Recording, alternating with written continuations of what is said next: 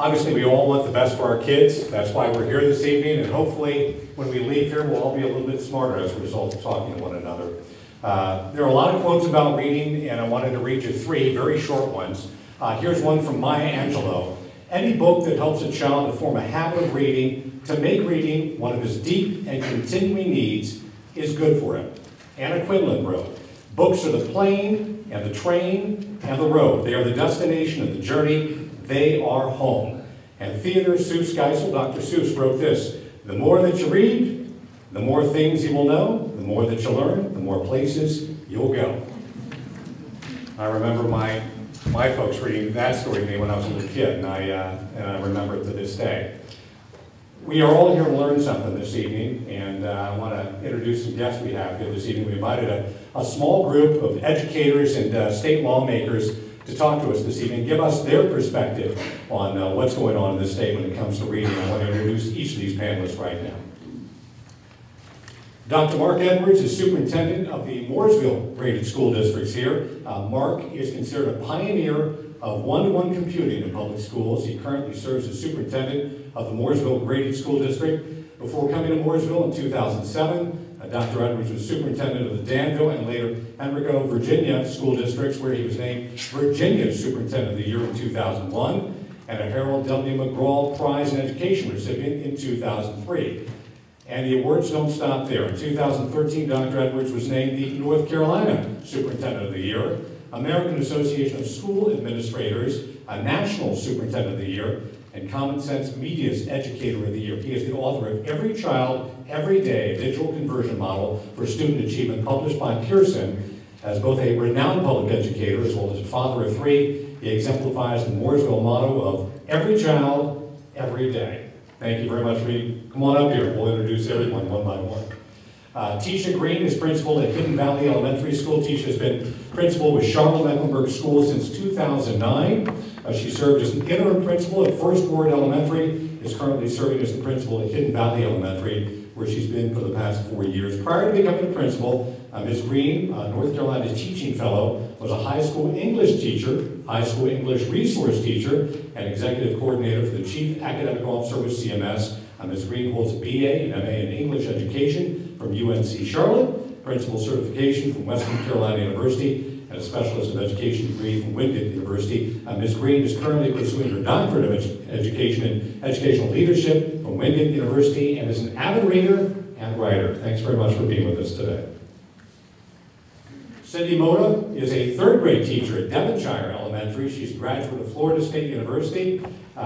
There she majored in family and child sciences, began her work with children as a site coordinator for the American Reach program. That was at Florida State. Through this program, she trained and oversaw fellow FSU students on mentorship and tutoring at local elementary schools. After graduating from Florida State, Cindy began her teaching career with the national service program Teach for America. Cindy's first experiences with her own class began with kindergarten. There she assembled a strong understanding and appreciation for the early developmental needs of students, which serves the foundation for many, if not all, of their future learning acquisitions. After completing her 2-year commitment to Teach for America, Cindy chose to remain in the classroom, has now been teaching in the state of North Carolina for 7 years now, nearly 7 years. Throughout this time, Cindy has taken several opportunities to help lead and support other teachers, including serving as a grade level chairperson and working as both a teacher development coach and field experience manager with the Teach Charlotte program. Today, Cindy is a 3rd grade teacher at Devonshire Elementary School, has seen some of the district's effects of the Read to Achieve program as it pertains to her students. Thanks very much, Cindy, for being here. Democratic State Senator Joel Ford is also with us this evening here. He was elected to the North Carolina Senate in November of 2012, and upon taking office in January of 2013, he was appointed to the Agriculture, Environmental, Natural Resources, Appropriations, Base Budget, Appropriations, Transportation, Finance, Insurance, and Transportation Committees. Is there not a committee you're on, Joel? Pretty much all over there? All right. He's currently the Business Operations Executive for TPM Consulting in Charlotte. He began his professional career with Waste Management of Atlanta, then returned to Charlotte while substitute teaching at Charlotte-Mecklenburg Schools. He developed a business plan to launch his own waste hauling company. An entrepreneur at heart, Joel has owned several businesses, including the Waste Hauling Company, a restaurant, barbershop, and salon as well. Didn't know that, Joel. Joel is the Charlotte Housing Authority Commissioner for the City of Charlotte, served on the Stratford, Richardson YMCA Board of Directors, and is on the school leadership team at Myers Park Traditional Elementary School. Born in Charlotte, raised in Belmont, received a bachelor's degree in business administration in 1992 from North Carolina Agriculture and Technical State University, and that was in Greensboro, where he was a member of Kappa Alpha Psi. Joel served as chair of the Mecklenburg County Democratic Party from 2008 to 2011, graduated from the Institute of Political Leadership in 2009 in Leadership, North Carolina. He's married to former Deborah Lane. They have one daughter, Trinity. In his spare time, he enjoys golf, learning from his daughter how to play chess. Joel, good to have you here today. Republican State Senator Jeff Tarte, his life has been dedicated to assisting companies and organizations through both professional and volunteer capacities to develop solutions to complex challenges in the healthcare, education, and information technologies industries. Through the North State Club, Jeff is continuing to put his experience and lifelong passions to work, helping our state make advancements in these three key fields. He is the co-founder and retired CEO of Applied Revenue Analytics, a consultancy dedicated to assessing challenges and optimizing solutions in the healthcare industry. Prior to founding his firm, Jeff began his 35-year professional career with IBM, spent the majority of his consulting career as a partner at Ernst & Young. He has consulted to clients in virtually every U.S. state, 5 foreign countries, and served as the interim CIO of the Academic Medical Centers New England Medical Center at Tufts University and Johns Hopkins Health System. In 1980, Jeff was selected by CIO magazine as one of the top 100 IT executives in the United States. He's the co-author of Information Technology for Integrated Health Systems, published by Wiley & Sons. Jeff has a long and extensive record of public service spanning several decades from the federal to local levels of government. He previously served 3 terms as the mayor of Cornelius and today represents the 41st District in the North Carolina Senate. Jeff holds a degree in economics from the College of Commerce and Business Administration at the University of Illinois. And his wife of 34 years, Dr. Nancy Tarte, have 3 grown children, Nathan, Ryan, and Natalie. Jeff, thanks for being with us today. We want to begin our discussion on a variety of levels. Everybody brings a little experience here, a little knowledge, and hopefully together we will all contribute something tonight. I know you will. What we'll do, we have a handheld microphone here, and we'll sort of pass it around. And I would encourage you not to feel like I have to call on you, that you can jump in when you want, just pass the microphone to that person who is going to be speaking. But we'll begin with the educators here, if we can, just a little bit, because I think you have a perspective that many of us don't in this room here. Let's talk about the school community, and do you believe your school community understands the ramifications of the 3rd grade Read to Achieve program here? And if they don't, what concerns you most about the average person not understanding the ramifications of this? I'll just start from the school principal perspective. We've really tried hard to get the information to parents and to talk to our staff members, our teachers about the Read to Achieve legislation and what may happen to students after this school year. And I think part of the concern has just been that the legislation has evolved since we first received information about it.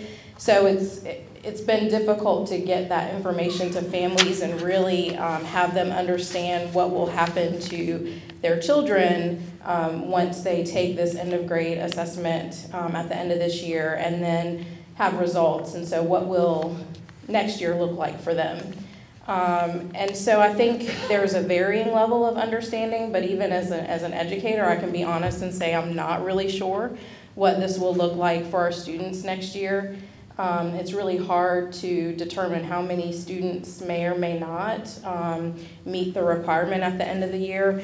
Now that we've had some clarity around other measures, I think we have a better understanding of students who may be able to go on to 4th grade.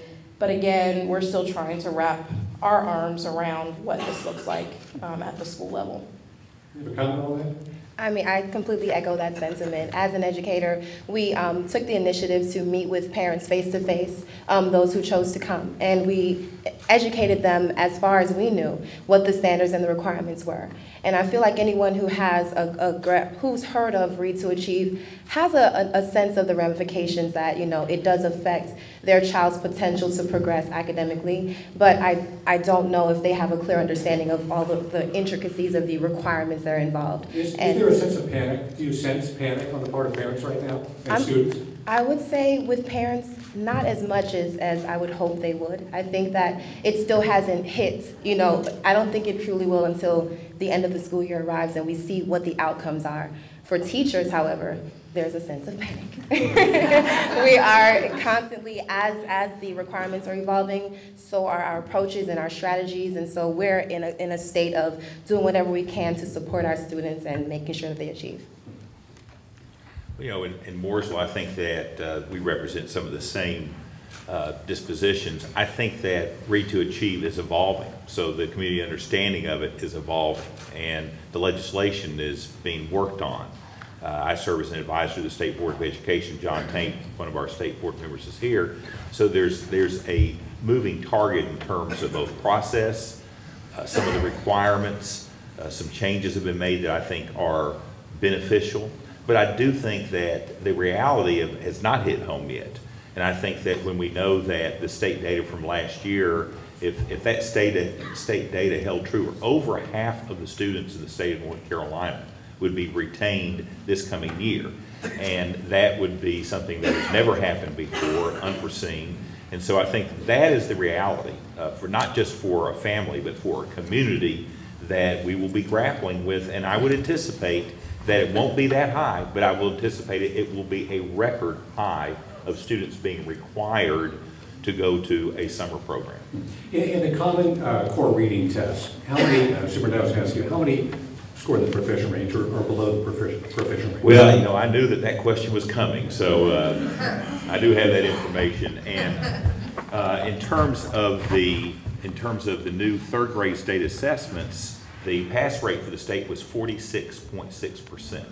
Now, I do want to put a notation on that because that was a brand new test, and a test that everybody forecast would be more rigorous and a tougher test. But ultimately, it was a new test not just to students, it was a new test to teachers. And I really believe that in terms of the developmental reading process, it requires both students and teachers to have a foundation of understanding. So that test, that test was rolled out. And I believe that most teachers in Mooresville, if not most teachers in the state, would say we would have benefited from more time to understand the content, to understand a changing pedagogical approach. And so those numbers are high. But I do believe this. I think the attention to this will prove to be valuable down the road. But as we look at this legislation right now, the reality of looking at possibly half the students in North Carolina being required to go to a reading camp, and then depending on how well they do in that reading camp, then saying then a significant number to be retained. And that's where I have serious concerns, because as a lifelong educator, I have seen the practice of retention in different states and different places, and the track record on retention is clear.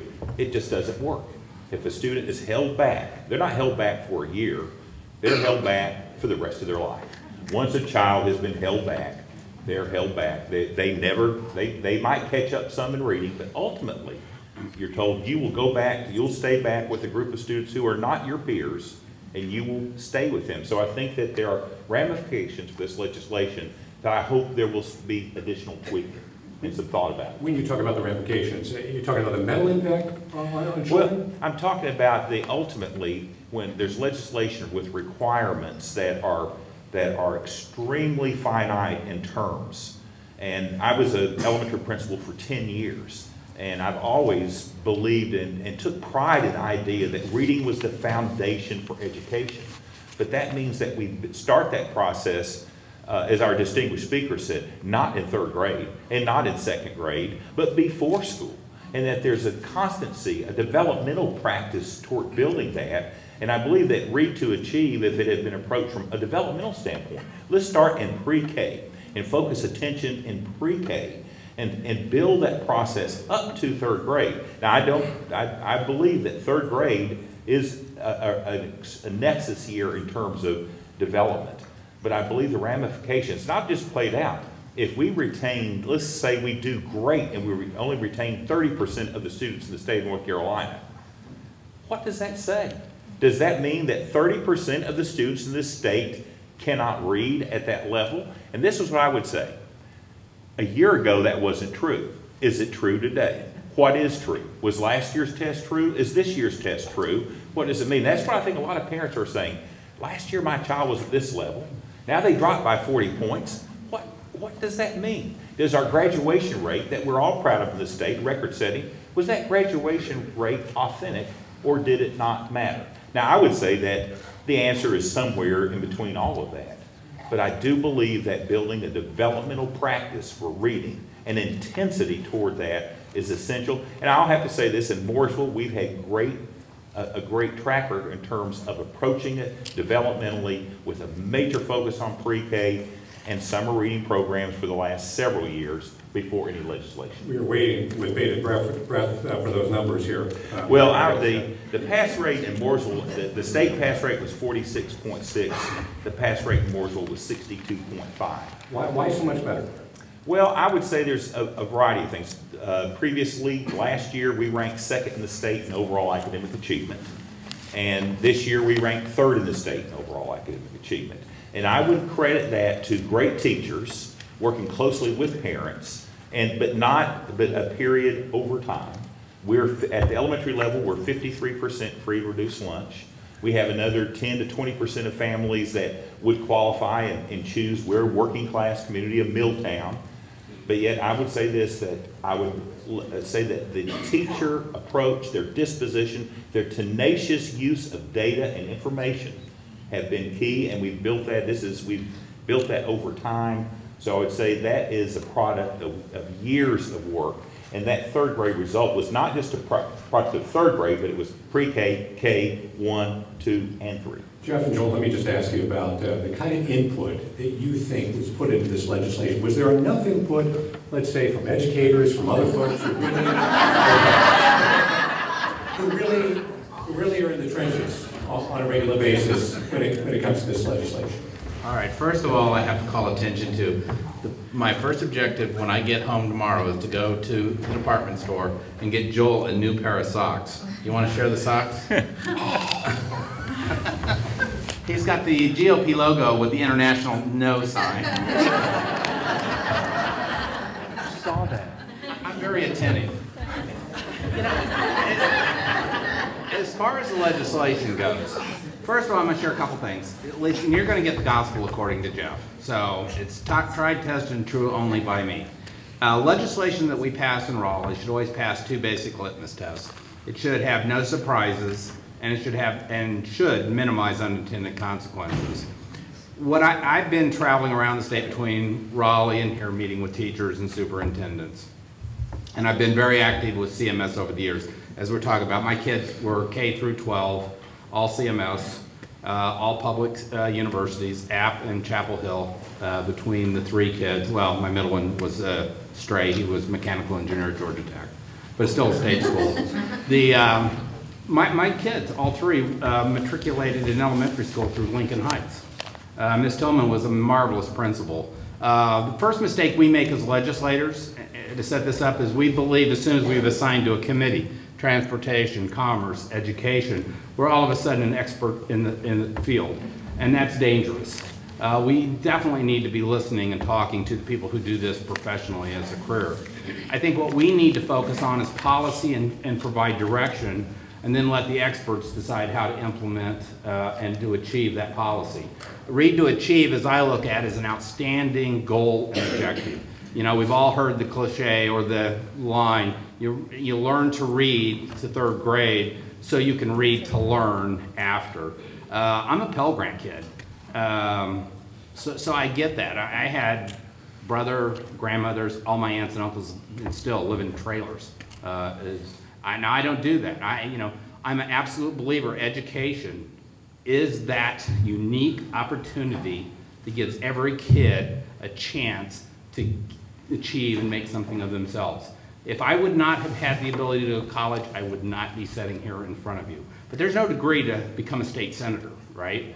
It's all the critical things that we need to make sure we're instilling in our kids. Problem-solving skills, critical thinking, the ability to write well, to communicate well and articulate a position and things. Read to Achieve, I think, is great. What I'm hearing from teachers, one is we've created unintended consequences, testing, progress monitoring. You know, again, you're only getting me, who is a very conservative view, but I would eliminate progress monitoring right now, because what we're doing is creating just a testing environment. We're not giving the kids a chance and the teachers to teach. At least what I'm hearing from teachers that I engage with is, but this is a conversation, but from what I'm hearing from teachers is through progress monitoring and some of the other testing, we're testing 3 out of 5 days. We're losing the opportunity to teach our kids. We talked about the pressure or whatever. The kids is the anxiety it creates. They keep telling you, you're not passing, you got to step back and take the data test. There's just something fundamentally flawed in that approach. Now, again, the idea of getting there. The other is how we rolled it out. We said, okay, instantly today, we want to be on program. I agree with you, Dr. Edwards. And what I'm hearing from teachers would have been a much more logical approach. Here's the quote of the evening to set this up. And I say this all the time. It doesn't just apply to this. We do it across the board. There's an endless supply of stupid in state government. Our objective is to minimize that. And why I say that is with the Read to Achieve in the program, how we roll it out. It would have been much easier to say, we're going to start it in the pre-K year or in kindergarten. And we're going to have a 2 or 3 year wrap up so the teachers understand DPI can work with you guys to work through how to have that program in full tilt. Teachers I talk to say, awesome objective, we can get there, but it's changed the dynamics of how to figure it out because we're still in the learning process and there's been some false steps as we do in any new program when you roll it out. So that's my 2 cents to start with. Thank you, Jeff. First of all, let me say thank you to the Y and to the Y leadership for jumping into this particular issue in our community both feet first. And so people often talk about the Charlotte way. If you look in your seats, you should have had a little handout about all of the community partners. This is the Charlotte way. We all see an issue in our community and we work together. So I publicly want to say thank you very much for what the Y is doing for this community and on this particular issue. If you listen to the introduction from me, my family and I, we are currently living this piece of legislation out. I happen to be a legislator, but I'm also a dad who has a child who is in public school at Myers Park, and she happens to be in the 3rd grade. And so all of the issues that you're hearing about, I'm experiencing with some of the parents who are here in this room this afternoon. And so it's very unfortunate when I go to school and I spend time with the principal and with her teachers and other teachers who recognize who I am and come up to me and explain to me the anxiety that they have around the amount of testing that they are having to do for these kids. This whole one-size-fits-all does not work for the state of North Carolina, and it definitely does not work for Charlotte-Mecklenburg schools. It's unfortunate that we are having to go through this situation. And I applaud my colleague here, Senator Tarte, but there is an attitude in Raleigh right now that I'm not comfortable with. And so we have to figure out how to work together and not work in a vacuum where we're having to live out public legislation that's really ineffective. And so hopefully we can continue to have a dialogue, but for those of you who are in this audience and you're concerned about public education, right now, you're losing the battle as it relates to your message. There are so many other groups that we are bombarded with that talk about their individual needs, and not enough is being heard, in my opinion, in Raleigh, especially from Charlotte-Mecklenburg, about what we need here in Charlotte. So I would encourage you to advocate more for things that you see that are important to this community and for your kids. And so with that, Dave, I'm going to leave it. Yeah, is this legislation likely to be revisited during the short session in June? I'm going to pass this because I'm in the minority party. I'm deep in the minority party, so I'm going to let my colleague here, who is a part of the majority party, speak on that issue. All right, a little Civics 101 lesson. The way the North Carolina General Assembly works, it's a biennium, so 2-year period. The first year is a long session, starts in January, usually goes till about August. And all gloves are off. You can do anything, introduce anything. If you can get enough colleagues to agree with it, 51%, you're in good shape. The short session functions a little differently. This year is the second year, and it's basically used to tweak budget items to get us back in sync. There are a set of rules. Things that have been passed out of one chamber but not addressed in the other can be heard. Things that have been done in a study committee during the summer session, out of session rather, coming into the summer for the short session, which begins May 14th, can be heard. And then there can be technical corrections. So something that's defined wrong in a bill got misinterpreted, but that's not policy. Don't confuse the two. Or something that's a budget item. Those literally are the only things we're allowed to address. And the kind of unwritten rule for the short session is if there's going to be one sentence of debate or discussion, that item won't be heard again until the long session, which would not begin until January. Now, there's a number of us, elected officials at the state level, House members and senators, have been meeting with superintendents around. We've spent a lot of time with Dr. Morrison, a lot of the CMS leadership. If you, this is going to sound strange, if you'll go to my Facebook page, Jeff Tarte, not my campaign one, my personal one. I never do anything on the campaign, that's staff messes with it. But my personal Facebook page, I don't use for personal issues. I use it for political and legislative matters and items. And the school issue and the education items, I get into dialogue. It's great to hear from parents and educators. It's one of the forums I use it for, to listen. So I'd encourage you to do that. One of the things that's out there is a list of priorities that we've worked in conjunction with Dr. Morrison and the leadership, are 6 priorities. I would hope we can address some of them. I don't know whether we will. One would be actually to delay the implementation of the 25% teacher bonus function, to put it off a year, because we need to understand how to evaluate. I'm not saying it's going to happen. I'm just saying there's a discussion to do that. So don't clap yet. Yeah. Because I think that's a heavy lift. There's things we want to change the testing window. Right now, and you could probably clarify this for me, and Clark is here, and appreciate you being in attendance, is that I think the testing window currently is approximately a week long. What they've asked to do, and the ability to get through all these EOGs and stuff, makes it very difficult to complete. We're going to have to do some unnatural gyrations to make that happen. Something as simple as just doubling the length of time, which means just add 1 extra week, gives the ability to address some of those needs. So those kinds of lower priorities. We're looking at on a broader scale, could we create, instead of all these different tests, could we come up with a single test that's developed by the experts, not legislators, that they agree can meet all the federal standards and all the state standards in a single test, not multiple tests.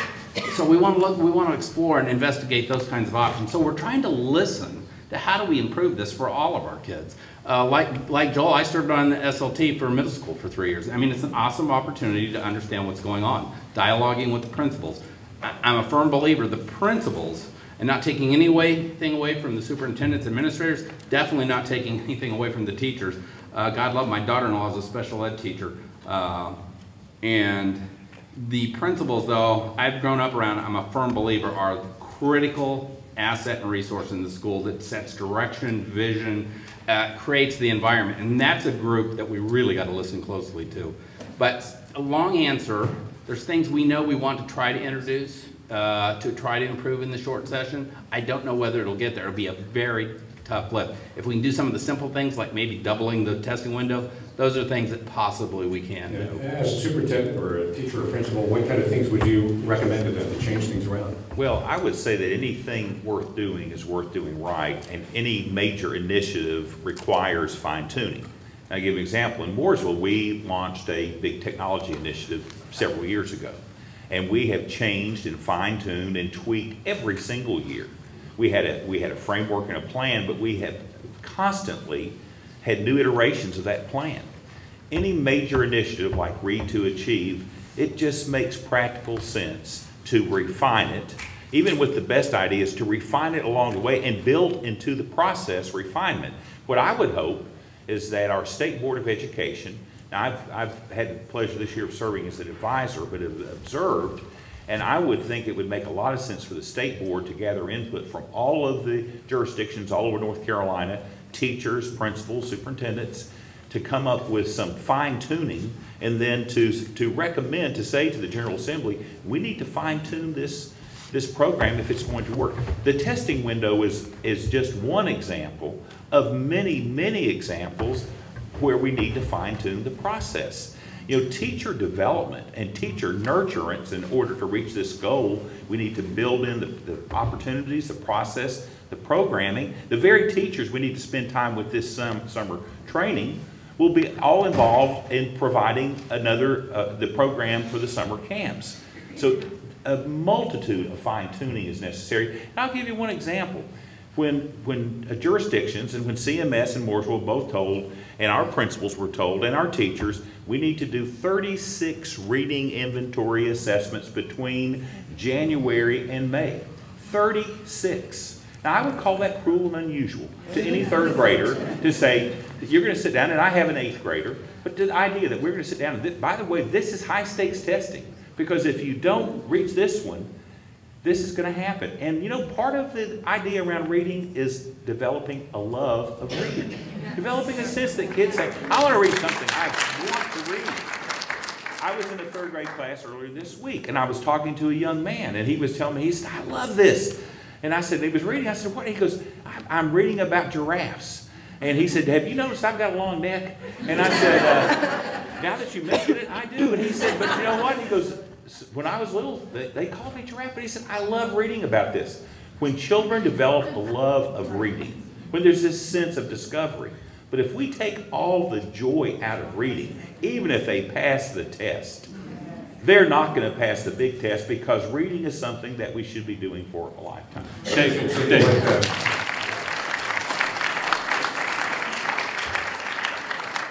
I was just going to interject here with Senator Tarte and with the Superintendent here, and we can all applaud, but in my short time in Raleigh, and Senator Tarte can agree to disagree, but most of what gets done in Raleigh is what gets lobbied.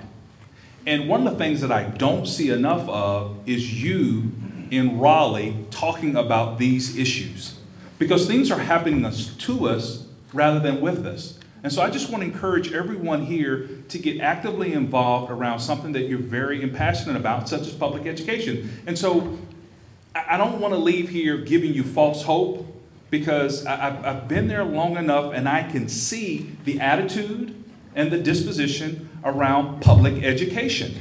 All you have to do is take a look at the disparities between charter schools, what happens to them in public schools. And so folks, I just really want to encourage you not to take this sitting down, but to be active in the public process in Raleigh. What's the best way to reach out to the state if they have concerns? Well, you all have representatives in your districts, and so one of the most common ways, obviously, is to email, and I would encourage you to call. All of our information is public. It's on the North Carolina General Assembly's website. But one of the things that you're doing here tonight is to develop a community agenda around public education and rally around that. I'm a huge fan of our current superintendent. I believe that we hire a professional superintendent for a reason. We need to listen to him. It's amazing to me how we want him to cook the groceries, but we won't allow him to buy them. Think about that. I mean, his budget is not set by him, but it's set by Raleigh and what goes on at the federal government and what little bit we can give him at the county level. So we have to empower our superintendent so that he can be successful, so we can hold him accountable to something. But when we continue to shortchange our superintendents, and by the way, we have got to stop burning through our superintendents. We have a burn rate in this community that we have to slow it down and give those folks the opportunity and the resources so that they can help us be successful. And so, again, one of the ways is to email, to call, but more important than that, get in your car and drive to Raleigh, knock on the door of your legislator and tell them about your issues with public education. That will go a long way. Tisha and Cindy, is there a better way for kids to achieve this goal of reading by the 3rd grade than this current Read to Achieve legislation? What would you do? You guys are in the trenches every day dealing with this.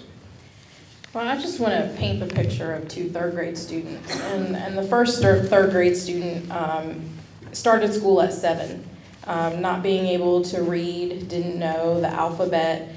And I'll be honest and say this student doesn't even have a legal first name. And so I made the decision not to put this child in kindergarten, but to start the child in 1st grade so that the child could have a chance. And this child is actually reading at an early 3rd grade level right now. sitting in a third grade class. And then I'll paint the picture of another third grade student who went to preschool, who started kindergarten on grade level, and who is currently reading at a beginning fifth grade level. And they're being held to the very same standard. And even though that student has made tremendous progress, learning to read almost at a third grade level in 2 years, they're being held to that same standard with no regard to the fact that this child has grown tremendously in the amount of time. And has actually grown basically 4 developmental years in 2. And I will say that, I truly agree with Dr. Edwards in that, literacy begins at birth. And if we put all of the eggs in one basket in third grade, then we're doing our students, our parents, our community, our teachers, everyone a disservice. Had this legislation began in kindergarten and those kids had foundational standards, because Common Core standards, the current third graders, they've only had 2 previous years of Common Core instruction. So they haven't had a full elementary career of these standards and the expectations. And so we're holding them to an expectation to which they really haven't received necessarily an adequate foundation. And I personally don't know that that's fair. So giving kids the opportunity to be held to the standard at the year they enter elementary school at kindergarten, to me is a much better way to introduce this requirement, because it is important that kids read. And we want kids to love reading. We want to go into classrooms and they don't even look up when someone walks in because they're that immersed in a book. And I think, unfortunately, what Dr. Edwards said is very true, that we're sort of killing that joy and that love of reading, because for the first time in 2 years, I can honestly say kids love to read at Hidden Valley. They love to read. But when they're tested every week, 3 times, they have to take 3 assessments every week, that is not fair, and that kills that love of reading, because they're not reading for enjoyment, they're reading to pass a test.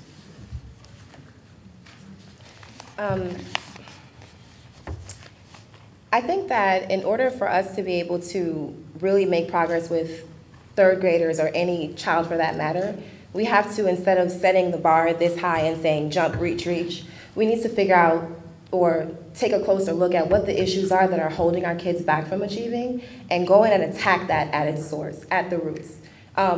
If you don't attack it at the roots, nothing's really going to grow.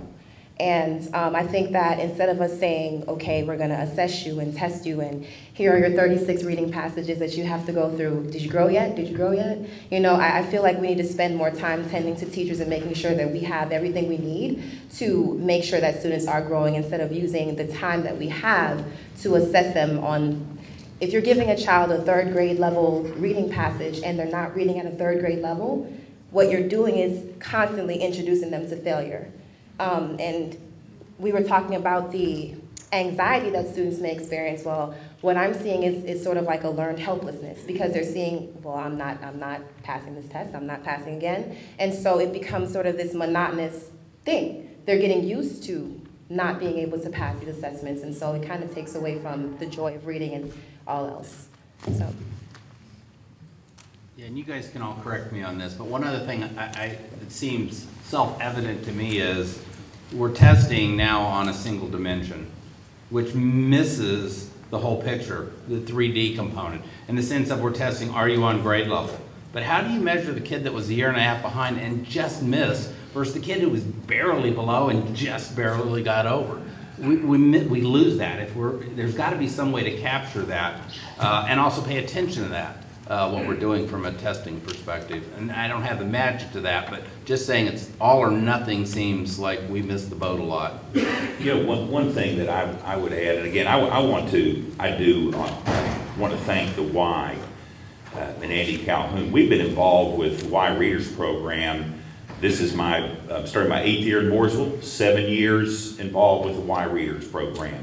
A very intensive program in the summer, and it's a program that we've had great results with, and a sense of efficacy, a sense that we are really going to work hard and use all resources for every child, but I really believe that the developmental process of teaching reading, I had, as an elementary principal, I had the pleasure of studying under a gentleman by the name of Dorsey Hammond, who was one of the great reading specialists. And he did this about 25, 30 years ago. I want to do it now because this illustrates a powerful point. If everybody just shut your eyes just a second. Go ahead and try it. Shut your eyes. You're in an Italian restaurant. What does the tablecloth look like? Red check. Okay. What's on the table? Okay, now, all right. Open your eyes. Have you had dinner yet? No. Why do you know that? Because you've been in an Italian restaurant and you've seen that checkered tablecloth and you've seen that Chianti with the candles dripped. We have a lot of children in CMS and in Mooresville who have not had the developmental experience. The idea of somebody rocking with you when they read to you. The power of rocking and reading, the rhyme and the rhythm of reading is a tenet, is absolutely essential to the developmental process in reading. The idea of somebody reading to you, of hearing an adult read to you, is a powerful, powerful thing. And if it doesn't happen at home, it has to happen at school. It has to happen in other places. And I really believe this. I think sometimes parents that are struggling to meet ends meet, both parents working at night, working in the evenings. I don't think those parents, I don't have any sense they don't care. I have a sense they're struggling to survive. And what we need to do is collectively, and I'm excited about the meeting tonight and the idea of all the resources and the Charlotte people coming together to support our children and to support our teachers. But developmental reading requires developmental practice and not a cut score. Children are not, when we bring children up, we don't say, we will cut you at this level. We don't say that. We say, keep working, keep trying. And you know what? What a fantastic point. Should the most improved child in school be told you're a failure or way to go? Young man comes in, I was thinking, same young man, same story in Mooresville. Of a young man who had never been in school. Both of his parents incarcerated, 7 years old. Last year when I asked his principal, she said, this young man is the most amazing young man I've ever met. He has grown 2.5 years in 1 year. Why would we do anything but say, keep going. We know you're going to catch up. So again, that's part of that, Senator Tarte, that's part of that. I think making this program work requires modifications, growth matters. And if children are growing and learning, let's kindle that fire. Let's not kill that fire with saying, you will be retained for the rest of your life.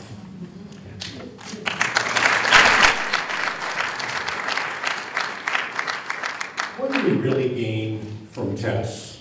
And what are the most useful tests that you see, perhaps, in the classroom? I think there's so much to be gained from assessment. It's a powerful tool. It not only lets us know what our students know, what our students don't know, but it informs our instructions. It helps us to figure out what our next steps are going to be. It's essential. I found that the beginning of grade tests has been helpful because what that does is it lets us know what do our students have at the root of beginning third grade, and then it's great to compare that to the end of grade to see, well, how much have they learned throughout this entire process. On the flip side, I do think that assessment is something that you have to handle with care. You want to make sure that you're using only the most effective assessments. And beyond that, you don't want to do so much that, like we were stating earlier, that it becomes sort of something that's done and it forms sort of a robbery of instructional time. So we have to be careful to maintain a balance with assessment. And what percentage of your time do you feel like you're testing in the classroom? It's hard for me to put a percentage on it, but I'll paint this picture for you. I'm doing reading passages at least 3 times a week. Beyond that, we have progress monitoring depending on what level the students are. It's happening every 10 to 14 days for each student. I have a lot of students in my class right now. So with that happening, that's very frequent. We just got through with doing MAP assessments, which that took 2 days. I mean, it's a constant thing, and it's too much.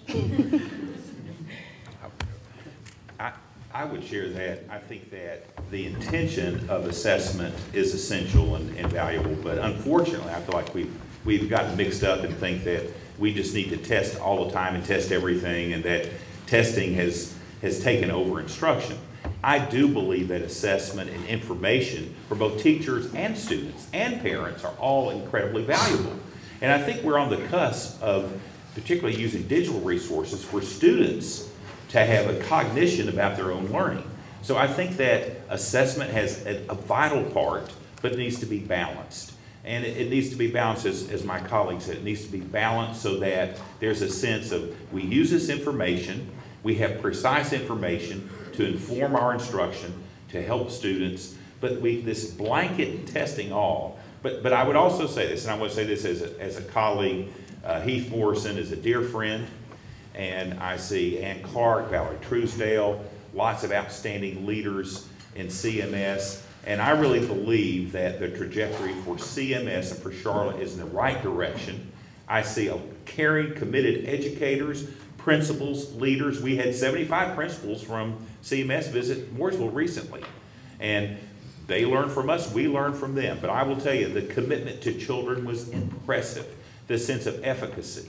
But I do believe that we need some balance. And I think sometimes the extreme, we want to run over here and we're going to test, and then maybe want to move back and not. I think we need balance. And great teachers have always used assessment to inform their instruction. And I think we know more about teaching today than we did 5 years ago or 10 or 20. And using both the scientific approach as well as the affective nurturance as part of the approach to teaching that works. Our teachers use data, they love data, but I think we have to balance that. And when we're testing, and I'll tell you, third grade teachers, the third grade teachers in North Carolina need a badge of courage. Because I'll have to say, when I'm in the class and see the pressure on students and teachers, it's just not what we want for our children. Jeff? Yeah, I was just going to say, you think about testing, it impacts who we end up being in life. It's a strange thing if you step back and look at it. And two numbers have such a critical impact on what you're going to do in the rest of your life if you're going to go to college. And that's your SAT, ACT score, and your GPA. I think about my 3 kids applying to school, and I think of other kids. You know, that for Carolina, the UNC system, there's 17 universities. One's actually a high school. I've visited all 17. It's one of the things I had the opportunity to do and work and meet with all the chancellors, because the higher education, the UNC system happens to be a passion. But 85 to 90% of the ability to get into those schools is predicated on 2 numbers. You're tested throughout your whole career. How do we balance that? One of the fascinating facts, talking to the chancellors, the #1 indicator, and I sat on the Strategic Advisory Planning Board direction for the UNC system. I about fell out of my chair. #1 indicator for the success in college, whether you went to pre-K. I'm going, wow, really? Pre-K is going to determine that. So it says we have to start early in engaging our kids. Parents, hey, you know, families aren't all one size in shape and form. To say, okay, parents should be reading, it's a luxury, it's a pleasure in some instances to be able to do that. But, you know, when you're working 3 jobs, that type of thing, depending on the environment you come out of, but that parental involvement, I saw it with principals being able to engage parents in their schools. What a difference at school. So as Joel said, being active and engaged with the legislator is important. Have a bigger impact on your kids. Get active and engaged in how you engage the parents to get involved in the school. Now, the one thing I will leave you with, so to compare testing, is my wife and myself in school, out of college. She graduated a semester early, and she was Phi Beta Kappa, very bright lady. So I like to average us when we talk as a family. We graduated on time and almost had a B average. Let me ask, when it comes to parents or grandparents or caregivers, what makes the best in-home reading teacher? What can we do as parents to make sure that we're doing a better job before our children get into school and while they're in school? I would just say I just have to advocate for pre-K because I was a preschool student and had lunch with my preschool teacher last summer, so I just have to advocate for preschool.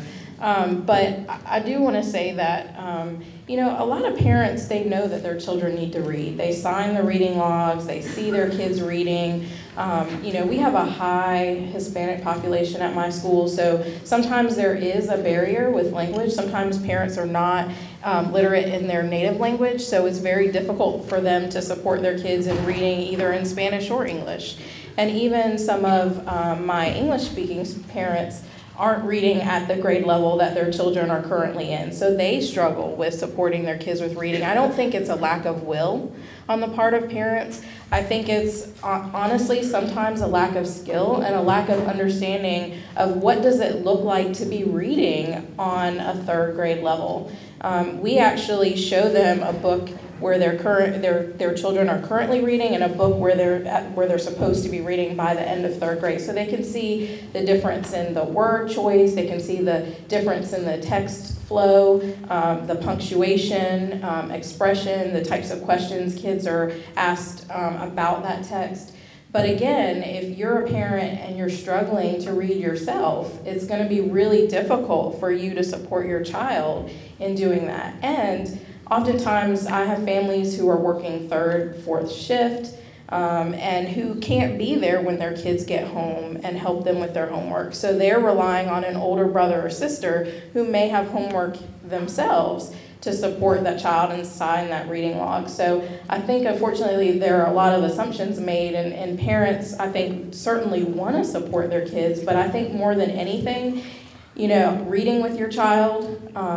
A lot of the books that our kids have, we will send a second copy home with the child so the parent can read as well. Or even asking the child questions about the book they're reading, taking kids to the library. We've talked a lot to our parents about the importance of that. We have great partners with the Charlotte-Mecklenburg Library. And again, I think even the after-school opportunities for kids. We are a Y Reader site. They've been fabulous to Hidden Valley. So anything that parents can do really is to understand what their kids are being asked to do in school and make sure that they're practicing at home. There's a lot of competition for kids' attention these days with video games and television and smartphones and everything else. Technology, but you know, one thing I would suggest, and I've learned this in the Y Readers program.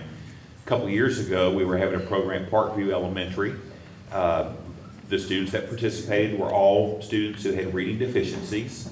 Most of those students were from poverty background. When we had 2 events during the summer, one midsummer, one at the end, and did a lot to ramp up, and I'll credit the Y and others and our teachers and others. We had tremendous turnout from the parents. They came out to celebrate the students' progress. And there was a lot of communication, a lot of effort, double, triple, quadruple efforts to communicate.